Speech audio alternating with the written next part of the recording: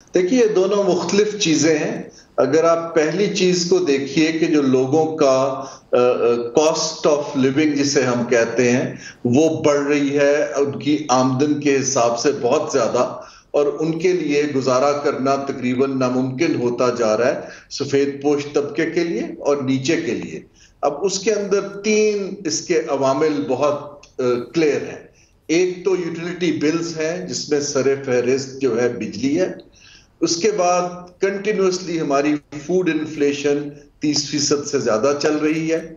और तीसरा, जो लोग थोड़ा बहुत कर्ज लेते थे, शरह सूद जो है वो, अगर जो बैंक कर्ज देते हैं वो 25, 26, 27% पे चला गया। इन हालात के अंदर, और इंडस्ट्री क्योंकि large scale manufacturing slow down कर रही है और जॉबलेसनेस भी है, तनख्वाहें नहीं बढ़ रही हैं, तो ये जो हड़तालें हैं ये उसका नतीजा है।